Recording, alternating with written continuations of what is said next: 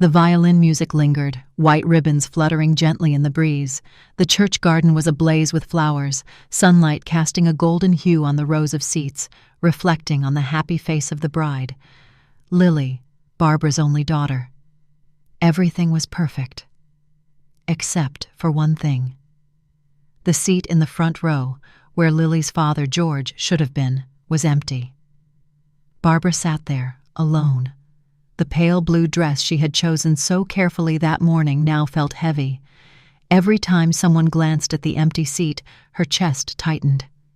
He's not here yet, Mom?" Lily leaned in, her voice soft but tinged with worry.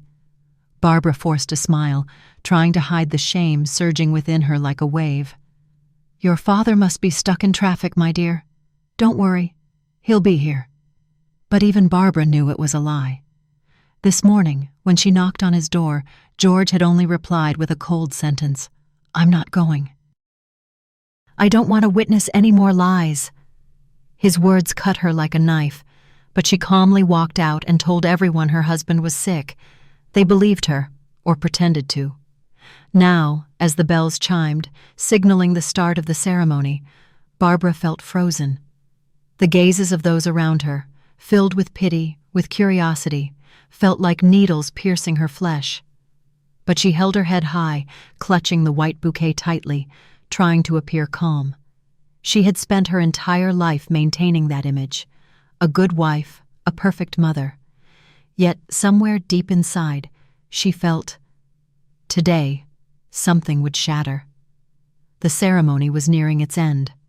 The bride and groom had just exchanged rings, and applause filled the church.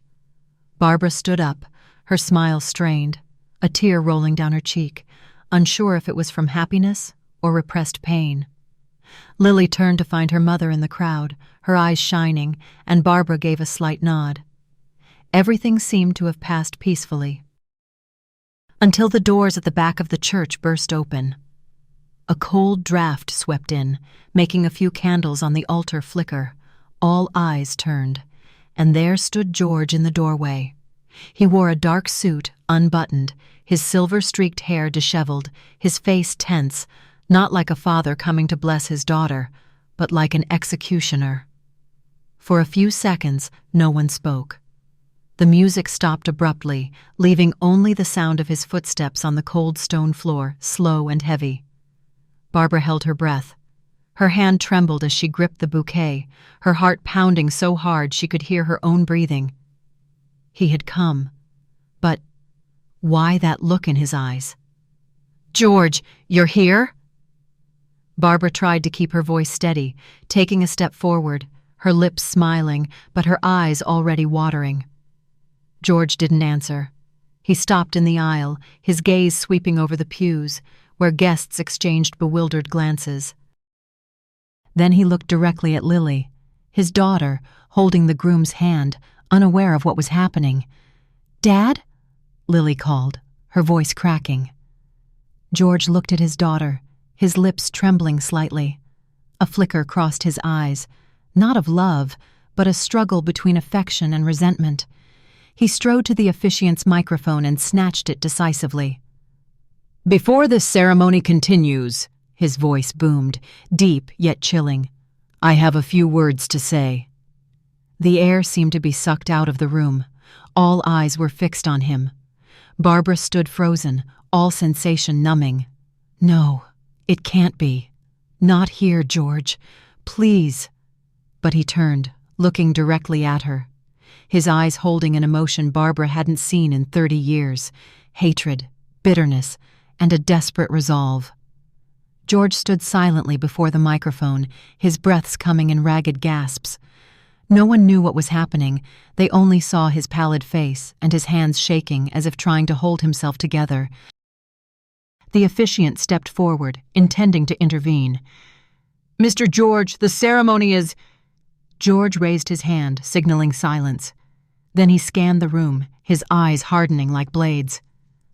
"I will not let my daughter enter into marriage before she knows what betrayal is." A wave of murmurs spread through the pews. Barbara heard a sharp intake of breath from behind her, then whispers spread like wildfire. She stood petrified. "No, it can't be. George, what are you doing?" "Honey, stop." Barbara stepped forward, trying to grab the microphone, but George spun around, his voice erupting, each word like years of suppressed emotion being unleashed. "Stop pretending, Barbara. For 30 years I've been silent enough." Lily looked at her mother, her face pale. "Mom, what's wrong?" Barbara opened her mouth, but her throat felt choked. George took a deep breath, his voice lowered, yet it resonated clearly to every corner of the room. "Everyone here thinks we are a happy family. But the truth is, in this very home, this wife betrayed me, with my best friend." The air seemed to shatter. Gasps, the sound of a glass falling to the tile floor. Lily let go of the groom's hand and took a step back. Barbara felt her legs give out, swaying as if she would fall. "George, don't," she whispered, her voice trembling. But he didn't listen, his eyes burning with despair and resentment. "You need to know, Lily. Know that marriage is not a fairy tale. Know that your mother herself once destroyed the vows she made before God, and I have lived with that for 3 decades. A thick silence stretched. No one moved, no one spoke. Barbara stood in the center of hundreds of gazes, pity, curiosity, contempt, and felt as if the whole world was collapsing. Lily burst into tears and turned, fleeing the altar. Barbara tried to chase after her, but her legs buckled. George's voice rang out one last time, hoarse. "Now, you may continue the ceremony. At least you know who you can trust." He put down the microphone and turned to walk away. The church doors closed, leaving behind the sound of the wind whistling through the glass and the bride's sobbing echoes. Barbara collapsed, clutching her chest, her eyes vacant as she stared at the door. In front of everyone, he had killed me. The wind whistling through the church doors seemed to echo the remnants of the shattered ceremony. In Barbara's mind, the sound gradually morphed into the distant sound of rain, pulling her back over 30 years ago to when life was still full of light. Back then, Barbara was 22 years old, working as a nurse at a small hospital in the suburbs of Chicago. George was a construction engineer, tall, always smelling of machine oil and possessing a hearty laugh. They met at a voluntary blood drive. George fainted after donating, and Barbara was the one who helped him up. She clearly remembered the look in his eyes when he opened them, a mixture of confusion, gratitude, and something that made her heart skip a beat. Then came the simple dates, coffee in the park, watching fireworks on National Day together, and sharing small dreams. George wanted to build a small house with a backyard full of roses. Barbara just wanted a home filled with the sound of children's laughter. They got married in the spring of 1992. It was a light, rainy day, and Barbara wore a dress she had made herself, simple yet pure. George held her hand before the altar and said, "I can't promise you everything, but I promise I will never let you be alone." And Barbara believed him. She believed so much that years later, even when life became weary, she still held his promise in her heart like a small guiding candle. In their early years of marriage, they weren't wealthy, but they had simple happiness. Barbara would cook breakfast in the morning, George would leave for work early, and in the evenings, they would snuggle up and tell each other about the small things that happened during the day.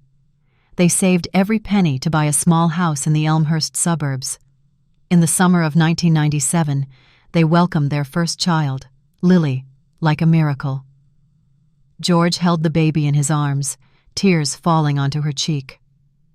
"Look, Barbara, our little angel." In that moment, Barbara felt her world was complete. She looked at her husband, her eyes filled with a love that made her believe nothing could ever break it. But life sometimes doesn't need many upheavals to change everything. Just a small crack, a doubt, a misunderstanding, or the appearance of a third person is enough to make all promises fragile. And that crack began the day Robert entered their lives.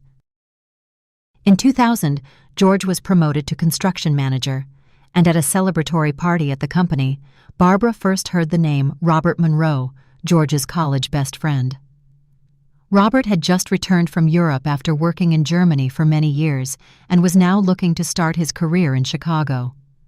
"He was the only one who pulled me through the worst phase at school," George said, his eyes shining. "A genius, a true friend." Barbara smiled, unaware that this man would soon become the longest shadow in her life. Robert first appeared at their home one autumn afternoon. A light rain was falling, and 3-year-old Lily toddled around the living room. George opened the door, and a tall man with salt and pepper hair, sharp eyes, and a warm smile entered. "Barbara, this is Robert. Robert, my wife, the woman who's endured me for the past 7 years." George's joke made all three of them laugh.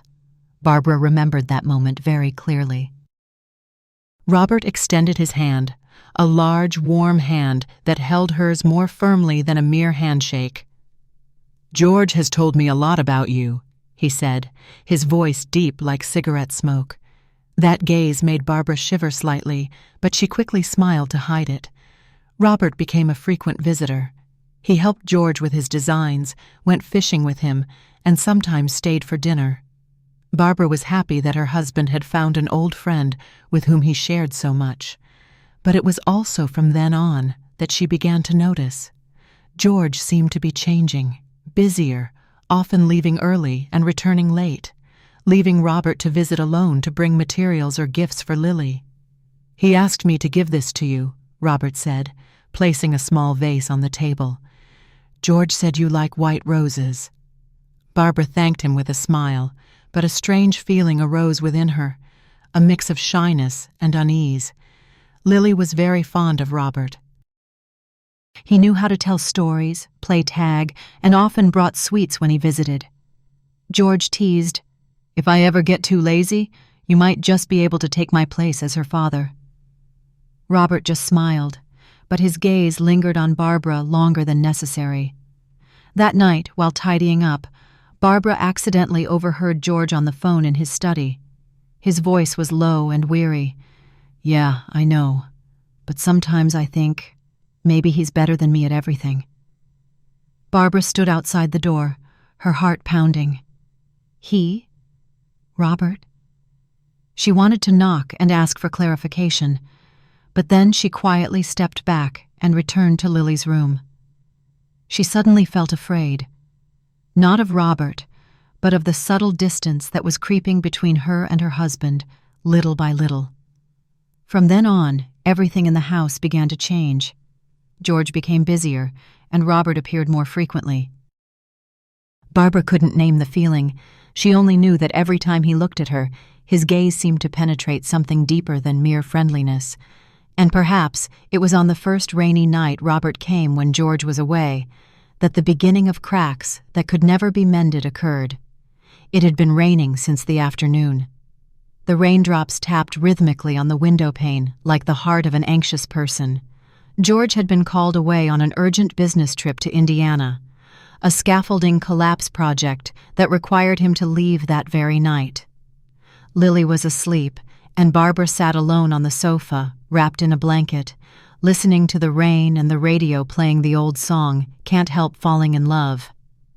Suddenly there was a knock at the door. First light, then stronger. Barbara froze. Who would come at this hour? When she opened the door, she saw Robert, the man she least expected to see at this moment. He stood in the rain, his clothes soaked, his eyes red as if he had been drinking. "Is George not home?" His voice was hoarse. "He's on a business trip," Barbara replied, still gripping the door tightly. "Do you need something?" Robert sighed, a faint smile on his lips. "I just wanted to talk. Just a little. It's raining heavily. Can I come in?" Barbara hesitated, but the rain grew heavier and thunder rumbled outside. "Come in. I'll make you a cup of tea." Robert sat in the living room, the scent of alcohol filling the space. She tried to act normal, asking about his work, but he just looked at her in silence. That gaze made Barbara uncomfortable, as if he were observing, reading every tiny movement on her face. "Barbara," he finally said, his voice deepening, "do you ever feel like George is distant?" The question startled her. "He's just busy. His projects are under a lot of pressure." Robert chuckled, a hint of pity in his smile. "He's always so busy. I used to think he'd lose the most precious thing he had." He leaned back, his eyes never leaving her. "But me, I'm not that foolish." Barbara shot to her feet. "What are you talking about, Robert?" He rose too. In an instant, the distance between them vanished. The lamplight caught his face. His eyes were deep set, glistening, and filled with longing. "Barbara," he whispered, "from the moment I first saw you, I knew. I would never forget." "Stop it, Robert. You've had too much to drink." Barbara took a step back, her voice trembling. But Robert advanced, his hand finding hers, squeezing tightly. "Just once. I won't tell a soul." The rain outside roared, as if it might swallow all other sounds. Barbara struggled, shouting, "Are you insane? Get out of my house now!" Robert froze, but his eyes darkened, and in that moment he pulled her close and kissed her lips roughly. Barbara thrashed, pushing him with such force that they both tumbled to the floor. A vase shattered. Lily woke up, crying from her room upstairs. Robert jolted, scrambling back, gasping for breath. Trembling, she stood up and pointed to the door. "Leave. If you stay here another minute, I'm calling the police." Robert looked at her in silence, then quietly walked out into the rain. The door closed, leaving Barbara slumped on the floor, her shoulders shaking with fear and humiliation. All night, she sat by Lily's bedside, watching her sleep, tears streaming down her face. If George knew about this, he would think I had betrayed him. And in that moment of despair, Barbara decided to remain silent, to keep everything hidden. Little did she know that very silence would become the evidence that would condemn her for the rest of her life. 3 days after that rainy night, George returned home. The sky was still overcast, the damp smell of rain lingering in the hallway. Barbara stood at the door, trying to hide her exhaustion behind eyes shadowed by sleeplessness. George entered, his suitcase in hand, his face tanned from the sun. "Are you all right?" he asked, setting down his suitcase. "Fine, just a little tired." She lied, but her hands clutched the hem of her dress, hiding her trembling. George walked closer, placing a hand on her shoulder. "What's wrong? You don't look like someone who's had a few days off." Barbara gave a weak smile, avoiding his gaze. "It's nothing. Just, the weather's been making it hard to sleep." He nodded, believing her. But as he walked into the living room, his gaze stopped. Fragments of the vase still lay in the corner, and a dark brown stain from dried wine marked the carpet. "Did anyone come by?" George asked. Barbara froze. The question was simple, yet her heart pounded. "Oh, yes, Robert stopped by to give you some documents." George stood still. His gaze shifted, in an instant, from gentle to suspicious. "Robert, here, while I was away on business?" Barbara bent down to pick up the broken vase shards, trying to appear calm. "He said he had some blueprints that needed an urgent signature. It was raining heavily, so I asked him to wait inside for a while." George said nothing. He just looked at her for a long time. That look sent a chill to Barbara's bones. That evening during dinner, no one spoke. The clinking of cutlery against plates echoed starkly. Lily babbled about her day at kindergarten, but the two adults only managed forced smiles. Barbara felt as if she were sitting on the edge of a precipice. One more question, and everything would crumble.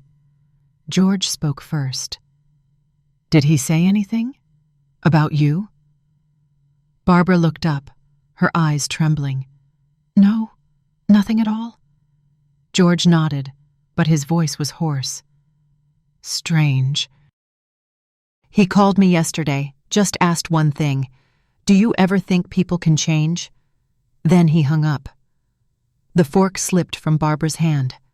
The sound of metal hitting porcelain was like a crack in her heart. From that day on, no one mentioned Robert again.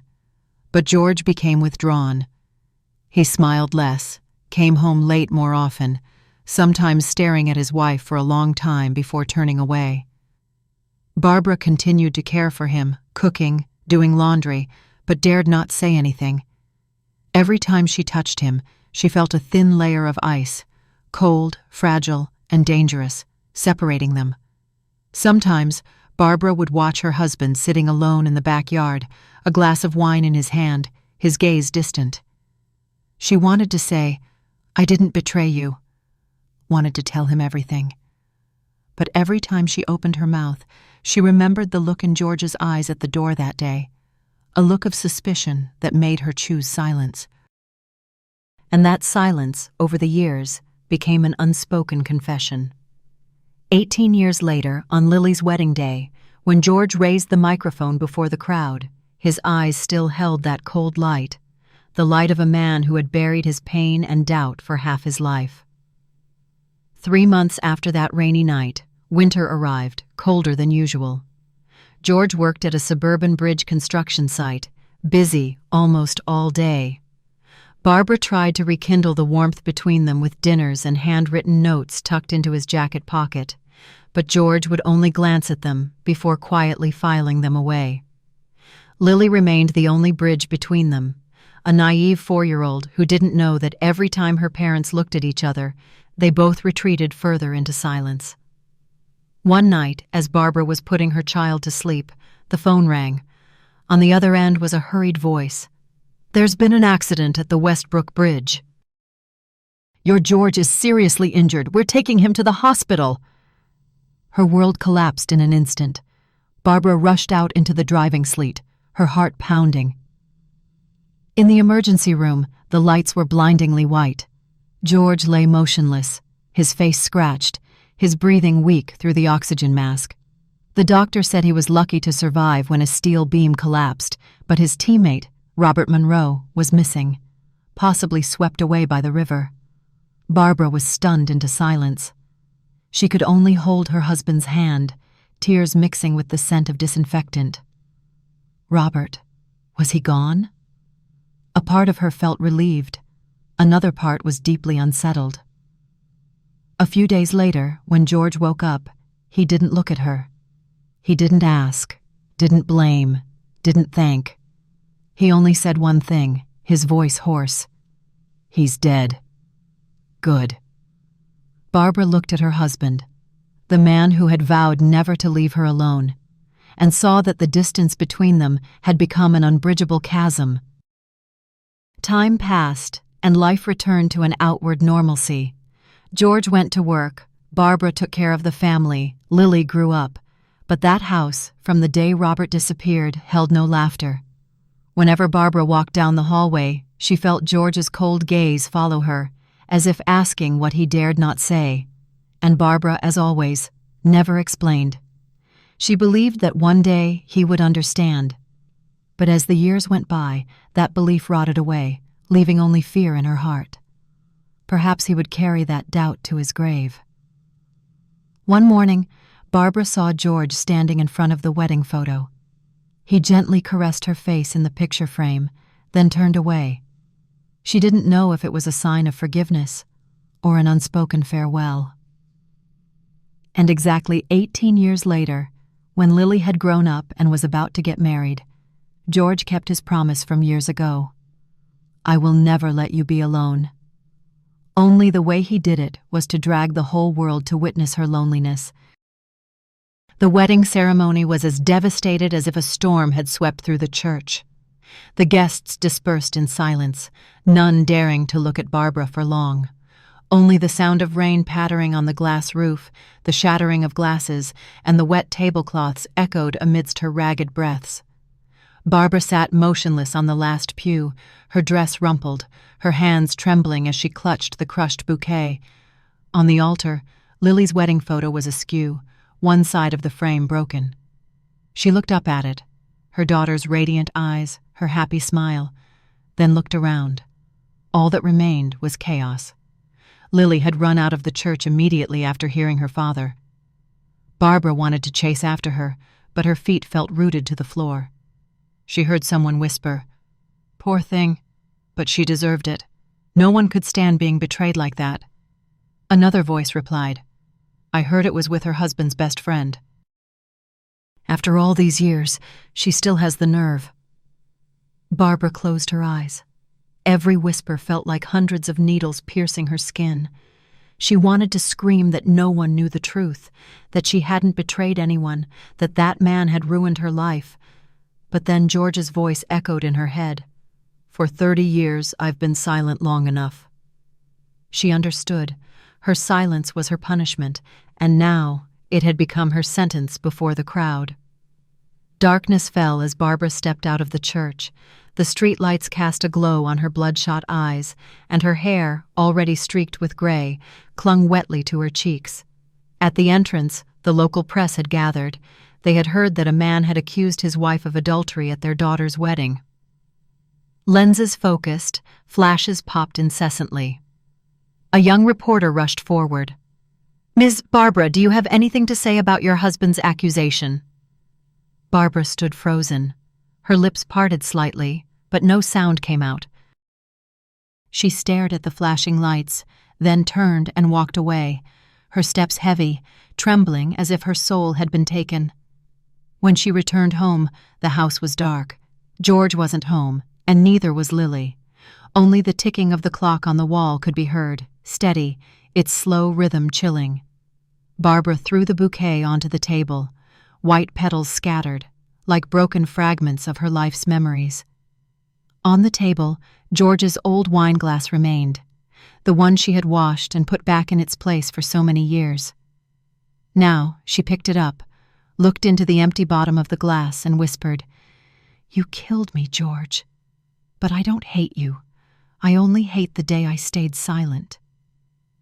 That night, Barbara sat alone on the porch.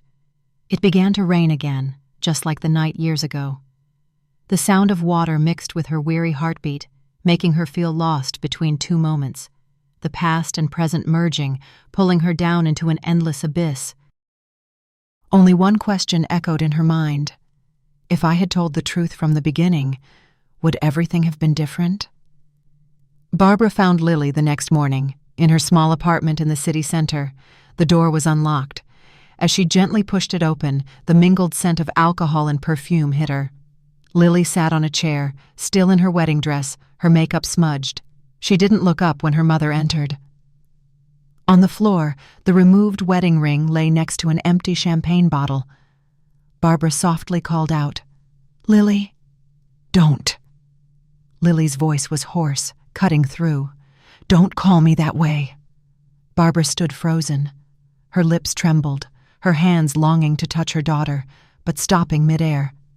"Honey, I just wanted—" "Wanted what, Mother?" Lily shot up, shouting. "Wanted to lie again? Or wanted to pretend nothing happened last night?" Barbara took a step back, her heart aching. "Darling, you must listen to me." "It's not what your father—" "Enough!" Lily snapped, tears welling up. "Father might be angry, but at least he's honest. As for you, you've made my entire life a lie." Barbara looked at her daughter. Those eyes, a light brown, exactly like young George. She swallowed her tears, her voice choked. "You don't understand. I never betrayed your father." Lily gave a harsh laugh, mixed with sobs. "So he's lying? In front of hundreds of people, do you think he would make something like that up? He's never been one to talk nonsense." Barbara fell silent. She knew, in Lily's eyes, silence always meant guilt. She was right. George wasn't a fabricator, but he never knew the whole truth either. She stepped forward gently, knelt, and took her daughter's hand. "My darling, do you remember when you were little, whenever you were scared, I'd say, 'Close your eyes and trust me'? Now I'm begging you just one more time. Trust me." Lily looked down, her eyes glistening, then pulled her hand away. "I trusted you for 28 years, and because I trusted you, now I don't know who I am." She turned away, her voice dropping. Father said he forgave you years ago. I think that's why he stayed silent until now. But Mother, I don't have his strength. Barbara choked back a sob. Lily, don't leave me. Please. Lily turned back, her eyes cold, sharp as ice. I'm not leaving you. You left me long ago, the moment you betrayed Father. The door slammed shut. Barbara remained kneeling, her hands dangling, her eyes staring blankly into space. Outside, snow began to fall. Flakes gently landed on her shoulders, white, pure, a mocking contrast to the woman's tainted honor. Barbara sat in silence for a long time. Each breath felt like a stab to her chest. Then she pulled a handkerchief embroidered with an L from her pocket, a birthday gift from Lily in 2010, when she was a 13-year-old girl, crying to her mother about a bad grade. Now, tears again soaked the handkerchief, but there was no one to wipe them away for her. Do you know, Lily, I remained silent my whole life, so you wouldn't have to live in my darkness. That afternoon, as Barbara was cleaning up the remnants of the wedding, unopened gift boxes, wilted flowers, and a torn wedding photo of her daughter, the doorbell rang. She opened the door, and Evelyn stood there. Her red dress was striking, her face meticulously made up, but her eyes betrayed weariness. Sister. Evelyn spoke first, her voice as light as a breeze. I didn't know if I should come. Barbara stood frozen, her lips pressed tight. For years, the sisters had barely spoken.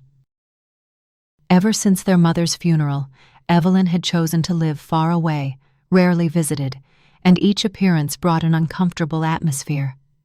Come in, Barbara said softly, her voice low.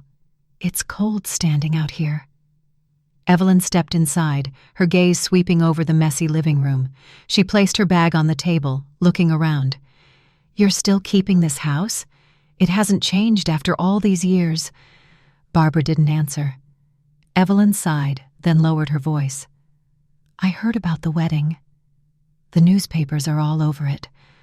Are you all right? Barbara gave a dry laugh. All right. Do you think someone humiliated by her husband in front of a crowd can be all right? I didn't mean it like that. Evelyn said awkwardly, then sat opposite her sister. I just wanted to talk. Perhaps it's time. Barbara looked up, her eyes full of caution. What is it? Evelyn looked at her for a long time, then said slowly, Robert. The air in the room froze. Barbara froze, her hands clenching the edge of the table until they turned white. Don't say that name in front of me.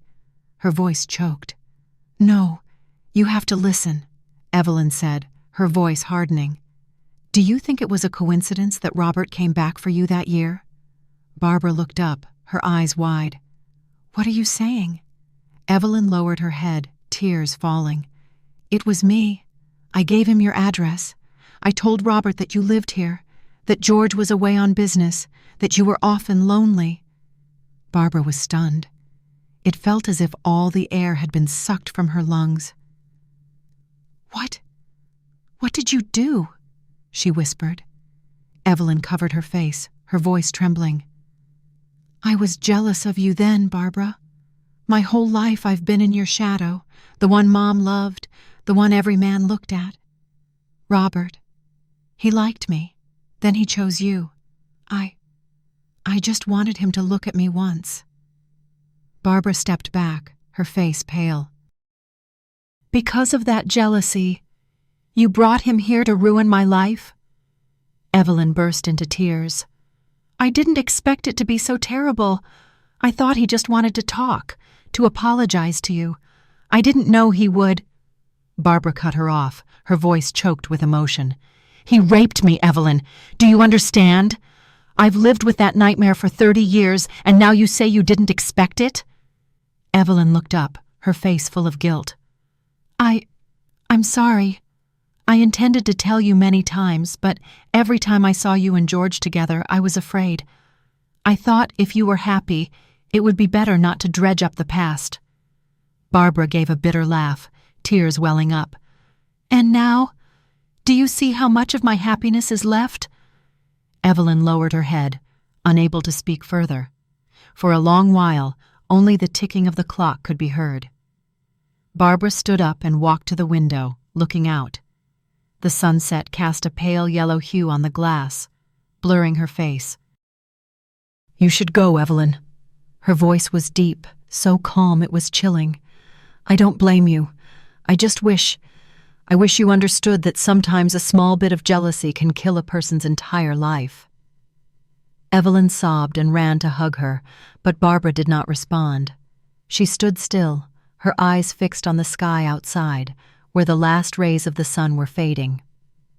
That night, Barbara sat by the window, the streetlights casting a hollow look on her face. The house was silent, only the wind whistling through the door crack could be heard. Then the sound of a car engine echoed outside the gate. Barbara slightly raised her head. Her heart pounded, a tremor, then fear. The door opened. George walked in. He was still wearing the black suit from the wedding, his tie loose, his hair disheveled, his eyes tired but intense. No one spoke for a few seconds. The air between them was thick, heavy as smoke. Finally, Barbara spoke first. "You're back?" George replied, his voice hoarse, almost a hiss through clenched teeth. "I had to come back. There are still a few things left unsaid." Barbara stood up, calmly. "Speak."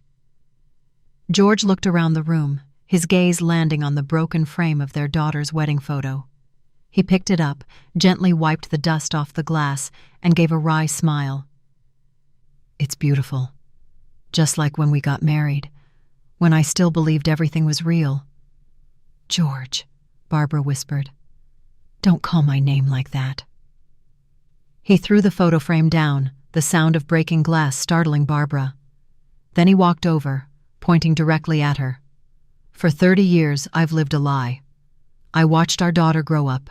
I watched you smile every day. And all I heard in my head was one question. Why?" Barbara trembled. "I thought you betrayed me, but I never—" George let out a dry laugh. "Never? Dare you swear it?" "Yes!" Barbara cried out. "I never betrayed you, George. Never." George froze for a second, then his eyes darkened. "Then what was that rainy night, Barbara? Why did I find blood on the floor, a broken glass, and the name Robert disappeared? Tell me." Barbara choked, her lips trembling. "I can't say." George stepped forward, grabbing her shoulders tightly. "Can't or won't." The grip hurt Barbara so much she burst into tears. "You wouldn't understand. If I told you, you'd lose everything. Your job, your honor, your friends. I stayed silent to protect you." "Protect me?"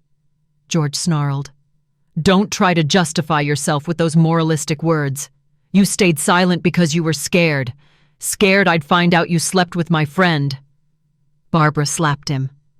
A loud slap echoed through the cold house. They both stood, stunned. George was frozen, while Barbara panted, tears streaming down her face. "Do you really believe that of me?" Her voice choked. "You once looked into my eyes, you swore you'd never leave me alone, and now you're throwing it all away because of a ghost from the past?" George turned away, but his voice cracked. "I did believe you, Barbara, but trust can't survive 30 years of silence." She watched him go, her shoulders shaking. "So what do you want now?" George was silent for a long time. Then he spoke softly, his voice cold. "I'm going to get a DNA test for Lily." The air seemed to explode. Barbara was stunned, her hands falling limp. What did you say?" George turned back, his eyes bloodshot. "I need to know. I need to know if I've spent my whole life with someone else's daughter." Barbara stepped back, her heart aching as if stabbed by a knife. "George!" You can't. I will.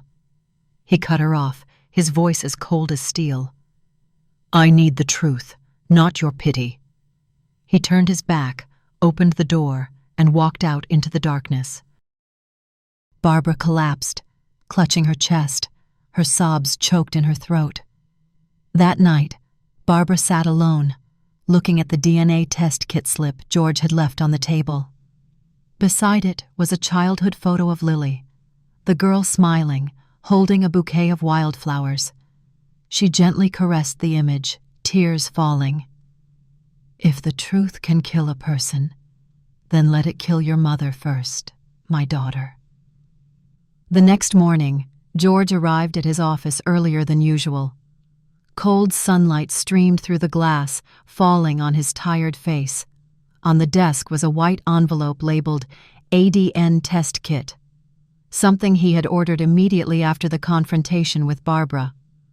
He sat in silence, staring at it for a long time. Part of him wanted to tear it up. Another part urged him to know the truth. If Lily truly wasn't his daughter, then what were these 30 years? As he was lost in thought, his phone rang. The name displayed, Evelyn. At a small cafe near the lake, Evelyn was already seated. George entered, his dark coat draped over his gaunt frame.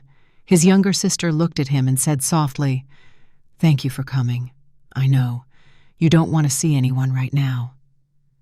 George sat down, silent. "What do you want?" His voice was low. Evelyn gave a sad, faint smile. "It's not about what I want. I just can't bear to see us destroyed like this." George smirked. "You care about your sister that much?" Evelyn looked out the window, her eyes fixed on the distance. "Honestly, I used to hate her, since we were children. But now, looking back, I only feel pity." George leaned back in his chair, his gaze probing. "Pity? You call it pity when she betrayed me?" Evelyn was silent for a moment, then spoke softly. "George, have you ever considered that maybe things aren't as simple as you think?" George frowned. "What do you mean?" Evelyn took a deep breath, her voice trembling slightly. "I don't know exactly what happened that night. But I remember when Robert came back, he said, 'Barbara didn't say anything, but I know I have a reason to come back.'" George scowled. "A reason?" "Yes." Evelyn looked directly at him.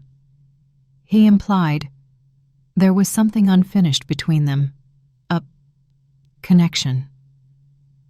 George sat up straighter, his hand tightening around his coffee cup. "A connection?" Evelyn lowered her head, her voice becoming smaller. "Don't be angry, but have you ever felt that Lily wasn't like you?" George froze. The words, though light, were enough to make the air in the cafe seem to stop breathing. Evelyn continued, each word slow like dripping acid. "I remember when we were little, Lily had light brown hair like Robert and light brown eyes exactly like his, and Barbara always avoided mentioning who she resembled." George was silent, his face pale. Seeing this, Evelyn softened her tone, as if trying to justify herself. "I'm not asserting anything, George. I just thought, perhaps you deserve to know the truth." George let out a laugh, a dry, choked sound in his throat. "You think I never realized? I've lived with that doubt for decades, Evelyn, and now you've just confirmed my worst fear." "No, I didn't." "You've said enough." George cut her off, standing up.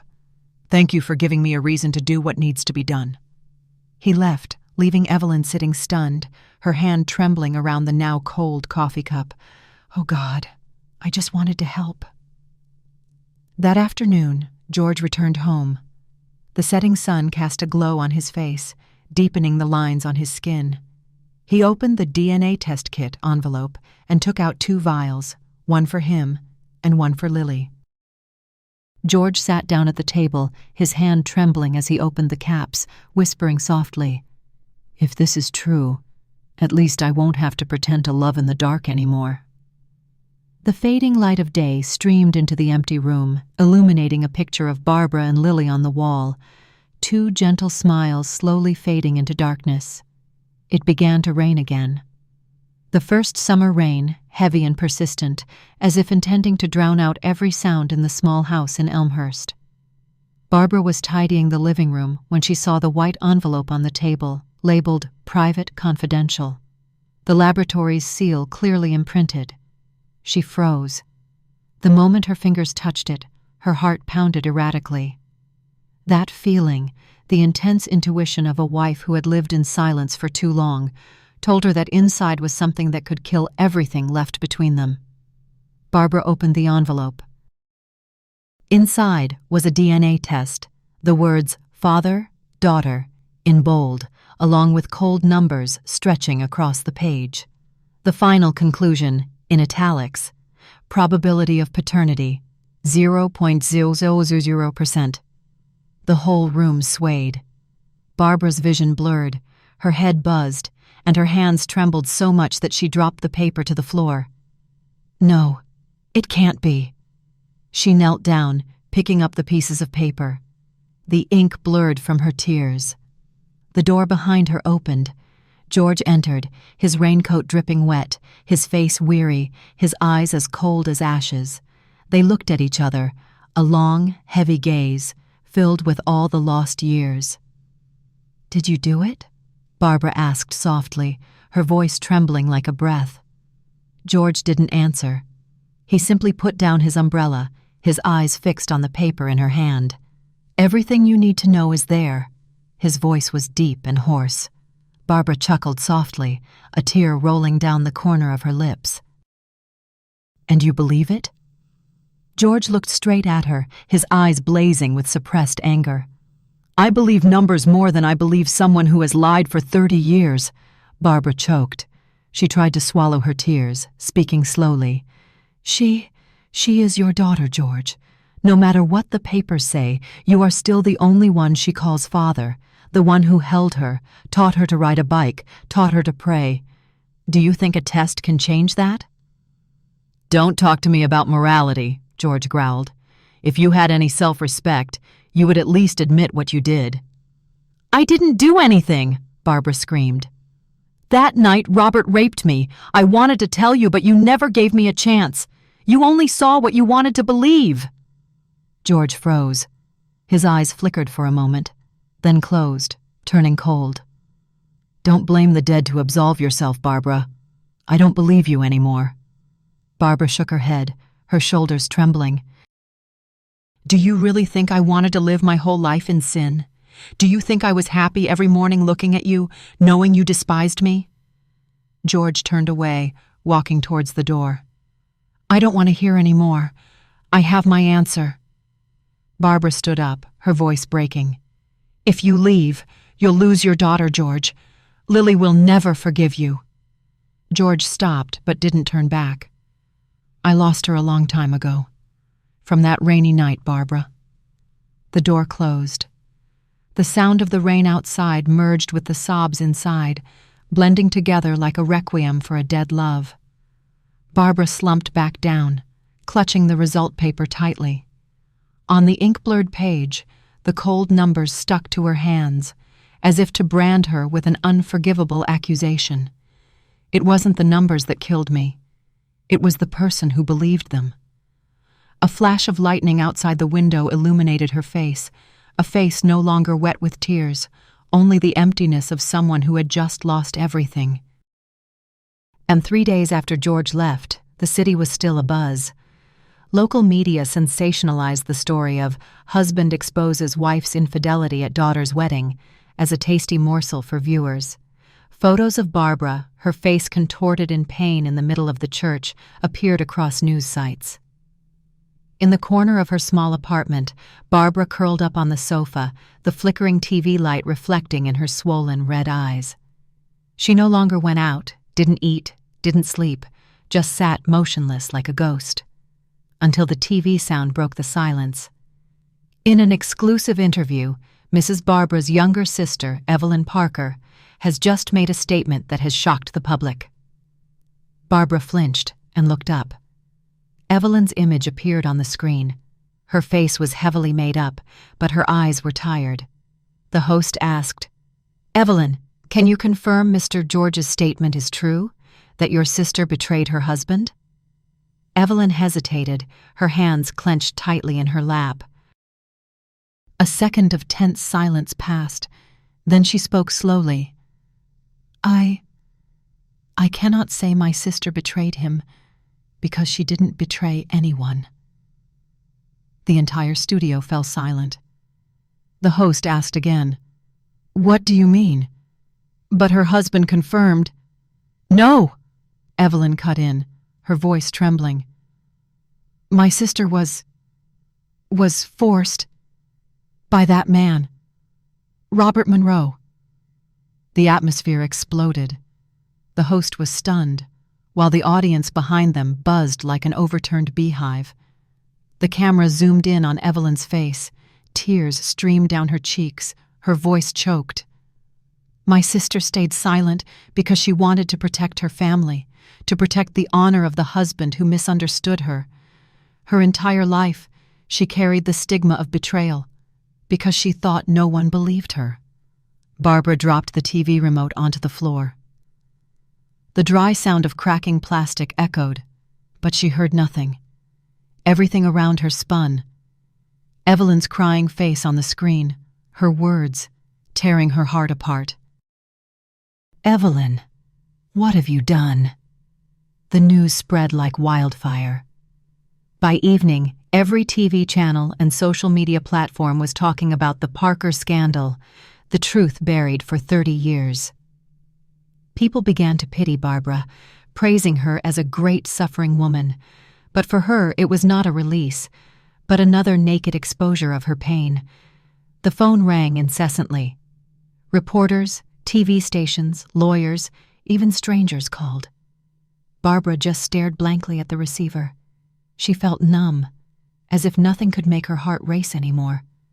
Until the phone rang again, and on the other end was George's voice. "I saw the news," he said, his voice deep and heavy. Barbara remained silent. George continued, I didn't know. I didn't know it was like that." A long, broken breath escaped him. "Barbara, is it true? That it really happened?" Barbara closed her eyes, tears flowing silently. "Yes, George. It's true." "But the most painful part is that you only believed it when you heard it from someone else." Silence on the other end. A silence so long that Barbara thought he had hung up. Then George spoke, his voice hoarse as if being choked. "If that's true, I've carried guilt my entire life." Barbara choked back a sob. "No, George, your sin wasn't doubting me. It was that you didn't dare to love me again." On the other end, a shaky breath was heard. Then the call ended. Barbara placed the phone down and looked out the window. The night sky was pitch black, but in it, a lightning bolt flashed, brilliant, splitting the darkness. She knew the truth had been spoken, but no one was truly saved yet, because sometimes when secrets are exposed, all that remains are naked, cold, and empty souls. The evening rain had not yet stopped. On the street, bar signs flickered with red and blue lights. In the back corner of the bar, George sat alone, a full glass of whiskey untouched before him. The TV screen above the counter was still replaying the interview. Evelyn's voice choked with emotion. "My sister didn't betray him. She was forced." George looked up, his eyes vacant. Every word echoed in his mind, tearing through layers of memory. He remembered Barbara's eyes that night, fearful, trembling, and he remembered himself, the one who turned away. If all of this is true, then what has he been doing for the past 30 years? The bar door burst open. Evelyn entered, drenched, her face pale from the rain and fear. She looked around, saw George, then walked over, trembling. "George, I need to talk to you." George looked up. His eyes were no longer angry, but held the weary light of one exhausted by regret. "Sit down," he said, his voice hoarse. Evelyn sat down, her hands gripping her glass, her eyes not daring to meet his. "You're angry with me, aren't you?" George gave a wry smile. "Angry? I don't even know what I'm feeling." "You destroyed everything, Evelyn." "I didn't mean to. I just wanted for everyone to know the truth," Evelyn said, her voice breaking. Her whole life was humiliated for a crime she didn't commit. "I wanted people to understand. I wanted you to know." George slammed his hand on the table. The glass of wine spilled, spreading out, the smell of alcohol filling the air. "You wanted me to know? Do you know what I just did? I just did a DNA test. I looked at the results and saw 0%. Do you understand? 0. I killed that woman with this damn piece of paper." Evelyn stared, her hands trembling. "You did a DNA test?" George gave a cold laugh, his eyes wet. "Yes, and now you tell me Barbara was raped. Then what is Lily, Evelyn?" Evelyn opened her mouth, about to say something, but her throat tightened. I don't know. I swear I don't know." George stood up abruptly, grabbed her shoulders, his voice roaring in the nearly empty bar. "Tell me." "Is Robert Lily's father?" Evelyn burst into tears, trying to pull his hands away. "George, you're hurting me. I don't know. I only heard Robert say, 'The baby will be our bridge.' But I didn't understand what he meant." George froze, his eyes wide. "Bridge?" A deadly silence. The neon light from the window cast a pale, distorted shadow on his face. He let go of her, stepping back as if electrocuted. Evelyn trembled. "George, don't believe him. Robert is a liar. He used to. He used to want Barbara to suffer. I don't know." "Shut up!" George yelled, his voice breaking. "You don't know. You've said more than enough. You planted doubt in me, and then you tell me not to believe. Do you know what you've done, Evelyn? You've made it impossible for me to live." Evelyn burst into tears, burying her face in her hands. "I just wanted to help. I just wanted her to be vindicated." George looked at her, his eyes filled with hatred and despair. Then he turned and stumbled out of the bar, leaving Evelyn with her head down, her sobs mingling with the sound of the rain outside. That night, George drove alone along the river road. Rain lashed against the windshield, headlights illuminating the swirling water. In his mind, hundreds of sounds echoed at once. Barbara's cries, Evelyn's screams, the doctor reading the test results, and his own voice. "Our bridge." George slammed his fist on the steering wheel, shouting like a wounded animal. "God, if that's true, then what have I done?" The car swerved and stopped by the riverbank. George opened the door, the rain soaking him, the biting cold piercing his skin. He looked up at the pitch-black sky, his trembling lips whispering, "Barbara, if you are truly innocent, then I deserve to die." Rain poured down, a white curtain on the roof, drumming like gunfire. Barbara's house was shrouded in darkness, only a dim yellow light spilling from the living room. She sat on the chair, Lily's photograph in her hands, her eyes sunken deep. Outside, the sound of a car engine grew louder. Barbara's head lifted slightly. The door burst open. George stood there, drenched, his eyes wild, like a lost soul emerging from a nightmare. They looked at each other. No words were spoken. Only the relentless drumming of rain against the glass, mingling with their racing hearts. George stepped inside, his voice a low rasp. "I need to hear the truth. From your own lips." Barbara rose slowly. "You're here." "Then ask, George. I won't hide anymore." He looked around the room, his gaze sweeping over familiar corners. The chair where he used to read the newspaper, the vase Barbara always refilled each morning, the curtains she had sewn herself. Everything was old, but behind it lay something like the ghost of a love long dead. George tossed a rain-soaked paper onto the table. "I've seen the results. Lily isn't mine. And now Evelyn says Robert raped you. I need to know, which is true, Barbara. Barbara looked at the paper, tears welling up. Both are true. George staggered, disbelieving. Both? What do you mean? Barbara choked back a sob, her voice breaking.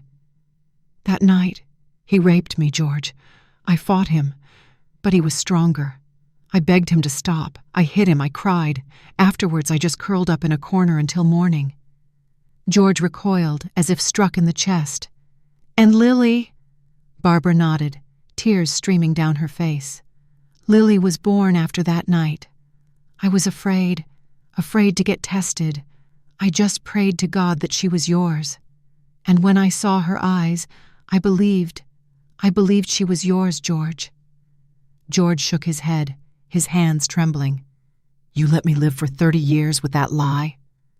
Barbara stepped forward, reaching for his hand, but he pulled away as if burned. It wasn't a lie. I stayed silent to protect you, so you wouldn't carry the shame of your best friend's betrayal. I thought if I carried the guilt, you could be at peace. I chose to suffer in your place. In my place? George roared, tears flooding his eyes. Do you know how I've lived?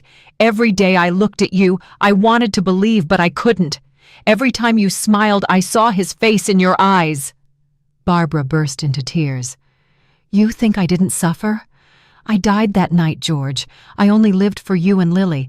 I chose silence because if you knew, you would never forgive yourself.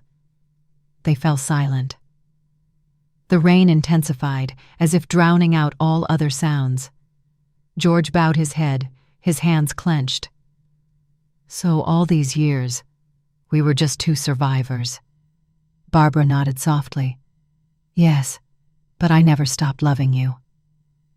George looked at her for a long time. For the first time in years, his eyes held no anger, only a pain so profound it made his whole body tremble. He moved closer, touching Barbara's wet cheek. His fingers trembled. I hated you, cursed you, but there was one thing I couldn't do. Barbara looked up, whispering, What was that? George pressed his lips together, tears mingling with the rain. I can't stop loving you, Barbara. She burst into tears, embracing him. Two old, trembling figures in the damp room held each other as if trying to cling to the last warmth of their love. But outside, in the thick downpour, a figure stood silently watching through the window. Lily. Her face was wet, her eyes stunned. She had heard everything. Lily stood on the porch, drenched in the rain. She had heard it all, every word, every sob, every truth she never imagined in her life. Her whole body trembled, whether from the cold or the shock that struck her heart, she didn't know. Raped? I'm not his child? She stumbled back, hand covering her mouth, her breath catching as if her throat were being squeezed. Inside, Barbara and George's voices still echoed, no longer arguments, but mingled sobs. Lily turned and ran, the sound of her shoes splashing in puddles, the rain mingling with her ragged breaths. She ran aimlessly, just wanting to escape it all, this world full of lies. Barbara noticed her daughter when the door burst open and footsteps echoed on the steps. Lily! She screamed, rushing to the porch. But outside, there was only the thick rain and the sound of a car engine fading into the night. Barbara sank to her knees, crying out in despair. Lily, hear me. You did nothing wrong. You are the most beautiful thing God ever gave me. George stood behind her, watching the scene in stunned silence. She collapsed, her hair plastered to her head, rain and tears streaming down her face as she screamed her daughter's name into the flooded yard. The sight choked him. He stepped forward, placing a hand on her shoulder. I will find her. Barbara looked up, her eyes red-rimmed. What will you tell her? That her father doubted, her mother was raped, and she is the result of sin? George gripped her shoulder tightly, his voice deep and hoarse. No, I will tell her she is my daughter. No matter what blood says, I am still her father." Barbara froze. Their eyes met. For the first time in years, something akin to belief was returning. But George turned away, his gaze fixed. "I have one more thing to do, before I can say that to our daughter." "What is it?" He looked out at the rain, where lightning flashed on the horizon. "I have to see Robert. Even though he is dead, I still have to face him." The next morning, George drove to the suburban cemetery where Robert was buried after an accident decades ago. It was still raining lightly, droplets clinging to the weathered tombstone, the name carved deeply and coldly, Robert Monroe, 1962-2000. George knelt, his trembling hand touching the stone. "You always beat me, didn't you?" he whispered, his voice hoarse. "You had my wife. You left me with a child that wasn't mine, and I was foolish enough to believe I was happy." The wind blew, ruffling his gray hair. George gave a bitter laugh, then suddenly punched the tombstone hard, blood seeping from his fist. "But I won't let you take your secrets to the grave. I will find out everything, even if I have to dig up the past." He looked up at the gray sky, his eyes burning in the dense rain. "If you really are Lily's father, then I will let the world know how many people you destroyed with just one sin." That afternoon, Barbara received a call. Evelyn was on the line, her voice panicked. "Sister, I just heard. Someone thinks they saw George at Robert's cemetery." "Sister, what is he doing? Is he losing control?" Barbara dropped the phone, her hands trembling. She looked out the window at the heavy, rain-laden sky and whispered, "God, please don't let him commit any more sins." The afternoon was dim. The sky seemed covered in a layer of ash. George drove slowly down the dirt road leading into the cemetery, his tires crushing puddles of cold water. On the passenger seat was an old file retrieved from the hospital archives, the place that had received Robert Monroe's body after the bridge collapse in 2000. Within the file, one detail made him unable to sit still. No DNA identification record was made before burial. That meant no one had truly confirmed the deceased in the coffin that day was Robert. Night fell, and George met Mr. Harris, the old cemetery caretaker, whom he had known since the bridge construction days. "Are you sure, George?" the old man asked, his voice deep with worry. "Exhumation is not permitted." "He's been dead for 25 years," George replied, his voice hoarse and resolute. "Just open the lid, check inside. I need to know who is lying there." Mr. Harris looked deep into his eyes, then nodded silently. "All right, but you'll be responsible. The truth isn't always something you want to see." A light drizzle began to fall as the two walked out to the old burial plot. The ground was damp, overgrown with thick grass. The hoe struck a stone with a dry clack. George held his flashlight, shining it down, sweat and rainwater mingling. Each swing of the hoe felt like a stab to his own heart. After nearly an hour, the coffin lid was exposed, rusted and rotten. Mr. Harris looked at him, waiting for a signal. George nodded lightly. As the lid creaked open, a smell of damp earth and dust wafted up. George leaned down, shining his light. Then he froze. Inside, there was no skeleton. Only a rotted leather jacket and a silver bracelet engraved with the initials EP. George looked up, gasping for breath. "EP," he repeated. "Evelyn Parker." Mr. Harris exclaimed in shock. "What? Evelyn? Isn't that your sister-in-law?" George's hand trembled as he picked up the bracelet. In his palm, the bracelet was as cold as metal that had just touched hell. Robert was not in the grave. Someone had switched the bodies. The next morning, George went to find Evelyn. She opened the door, her face haggard, still shaken from the interview. "George?" Her voice trembled. You look terrible. What have you been doing?" George looked straight at her, his gaze piercing. Evelyn, I want you to tell me the truth. Is Robert dead or not?" Evelyn stood stunned. Her lips moved, but no sound came out. "Answer me!" George shouted, stepping closer, pressing her back against the wall. "The person in that coffin wasn't Robert. I want to know where he is." Evelyn burst into tears, covering her face with her hands. "I don't know. After the bridge collapsed, they only said they found a male body, burnt, unidentifiable. I just did what he told me to do." George stepped back, horrified. "His words? Does that mean Robert is still alive?" Evelyn sobbed, tears streaming down her face. "He found me a month before he died. He said, 'If the day comes when George suspects, protect Barbara at all costs, because the real truth is crueler than that.'" George was stunned. "What?" Evelyn looked up, tears mingling with the rain. "He said, if I knew everything, I would hate not only Barbara, but myself." George walked away as if in a daze. His steps dragged through the rain, his breathing ragged, his head spinning. Everything tangled together. Barbara's words, Evelyn's words, the locket, the empty grave. Robert was alive. Robert knew something about me, and he didn't want me to ever find out.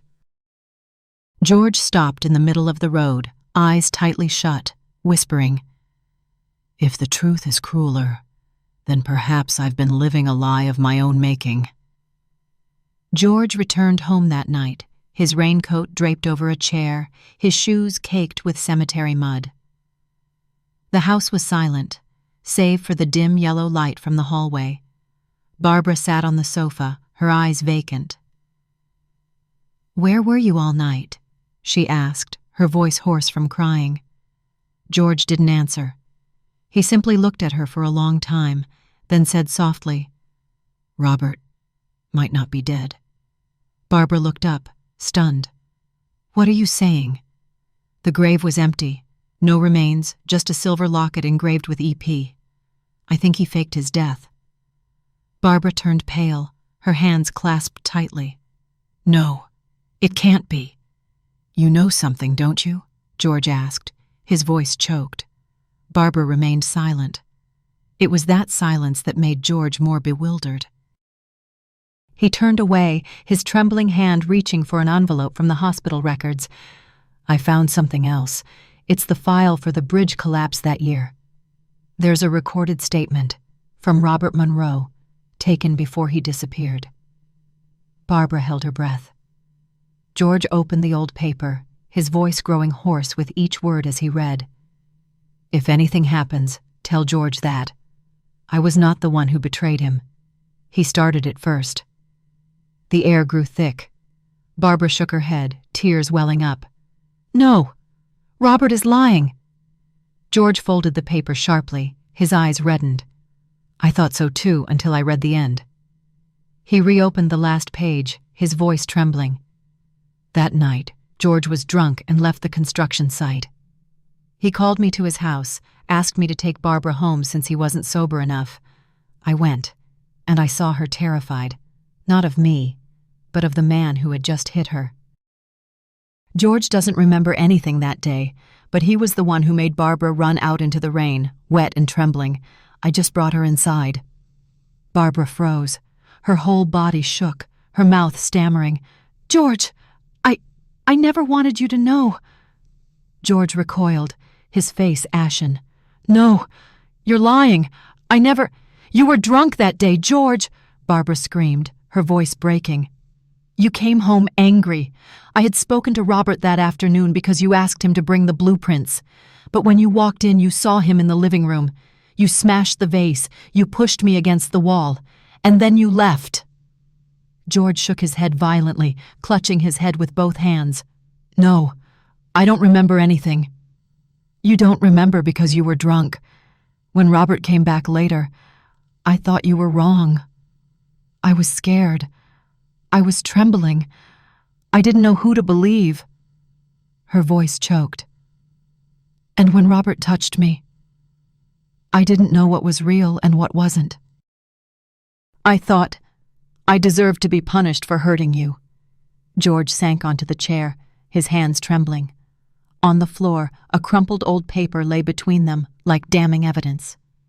For 30 years, he had cursed his wife, never knowing he himself was the origin of all their tragedy. Barbara looked at her husband, tears streaming down her face. "Do you understand, George? I stayed silent not because I was afraid of Robert. I was afraid that truth would kill you." George lowered his head, tears falling onto the page. "What have I done?" That night they sat together, neither speaking another word. Outside, the rain pattered incessantly. Inside, 2 aged souls sat amidst the ashes of their lives, each breath carrying the scent of guilt. Barbara softly spoke. "Perhaps Robert isn't dead, George. Perhaps he's still watching us from somewhere." "He was right about one thing. The real truth is crueler than this." George looked up, his eyes weary. "And the cruelest part is that it came too late."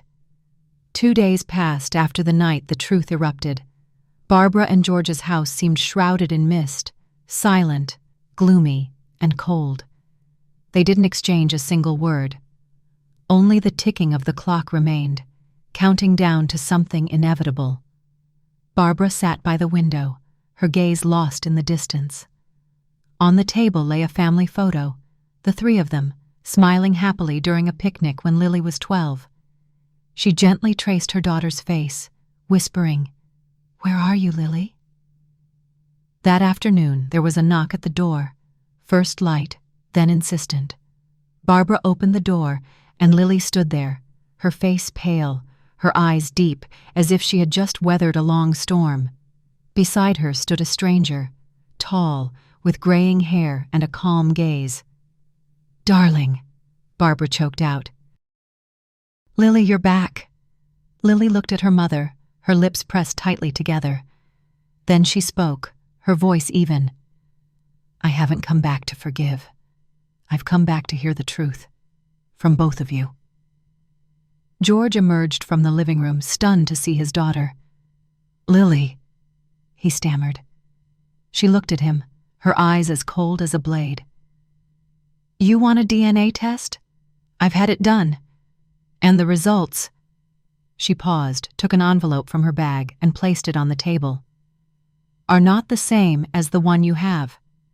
George flinched. Barbara looked at her daughter, surprised. "What do you mean, not the same?" Lily opened the envelope, pulled out a paper, and read each word aloud. "Probability of paternity, 99.98%. The room fell silent. Barbara was stunned, and George looked as if all the blood had drained from his face. "Impossible," he whispered. I sent the samples to the National Laboratory." Lily looked directly at her father, her voice laced with bitterness. "Perhaps someone wanted you to believe in a false result. Perhaps that dead man still had the power to manipulate everything, even after he was gone." Barbara trembled, barely able to breathe. "You're talking about Robert?" Lily nodded slightly. Then she turned to the man accompanying her. "I want you to meet him, Mother." The man stepped forward, removing his sunglasses. George was stunned into silence. Barbara dropped the glass in her hand, shattering on the floor. "Hello, Barbara. Hello, George." Robert, older, thinner, but those eyes. They were still the eyes that had haunted both of them. Barbara recoiled, her hands trembling. "No, it can't be. You're dead." Robert gave a faint laugh. "Dead? Perhaps it would have been better if I had died. But no, I'm still alive." "Alive to see you, George, turn me into a traitor, and Barbara live with guilt for 3 decades. George stepped forward, clenching his fists, his voice hoarse. "Did you orchestrate all of this? The bridge collapse, the DNA results?" Robert shrugged, his voice chillingly calm. "Not all of it. The accident was real. I just seized that opportunity to disappear. When I learned Barbara was pregnant, I understood. If I remained alive, none of you would find peace. So I let you live with my ghost." Barbara choked back a sob. "Why? Why didn't you tell George that you didn't rape me that night?" Robert laughed dryly, his eyes glinting with venom. "Because George wouldn't have believed it. He never believed anyone but himself. And I wanted him to experience that, the feeling of doubt, of gnawing suspicion, of being torn apart by guilt every single day." George slammed his fist on the table, shouting, "You're a devil, Robert." "Perhaps," Robert said softly. "But you created me. If you hadn't been drunk that day, if you hadn't hit Barbara, if you hadn't made her tremble in fear, I wouldn't have come back. I'm just giving you back what you sowed." No one spoke. Lily stood between the two men, tears streaming down her face. She cried out, "Enough! Do you know what you've done to my life? Who my father is? Does it even matter anymore when everything has been destroyed like this?" Barbara reached out to embrace her daughter, but Lily pulled away. "I love you, Mom, but I won't live in this cycle of guilt anymore." She turned and walked out of the house, the door closing with a resounding echo. Only Barbara remained, collapsing onto the floor, sobbing, while George stood silently, looking at Robert. Two men, two halves of the same sin. Robert sighed, looking out the window. "Now I can rest. You know everything." "I only came to end it." George turned back, his voice choked with emotion. "What did you come for?" Robert replied, closing his eyes. "To say I'm sorry, but perhaps it's too late." That night it rained. Rain again. The same rain that felt like fate, tied to all their tragedies. George sat in the old garage, where he and Robert used to drink during their youth. The old radio crackled with jazz music, interspersed with distant thunder.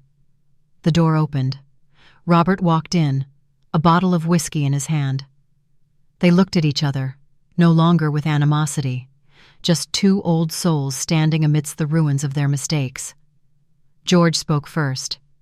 "You knew I would come." Robert nodded slightly, opened the bottle and poured 2 glasses. "We promised. If one day there were things we couldn't say, we would speak them in silence." They sat down, facing each other. The dim yellow light illuminated both their faces, wrinkles, scars, and tired eyes. George held the glass in his hand, his voice deep and hoarse. "Why did you come back?" Robert looked into his wine glass, his gaze distant. "Because I couldn't take it anymore. I've lived 30 years in darkness, watching you two destroy yourselves over a mistake that started with me." George gave a wry smile. "No, the mistake started with me. I was drunk, I hit Barbara, I pushed everything too far. But you chose silence, chose to let me believe the worst." Robert sighed, his voice choked. "Do you think I didn't want to speak? I considered coming back. But when I heard Barbara had given birth to Lily, I didn't dare. I didn't dare shatter the happiness I thought you had.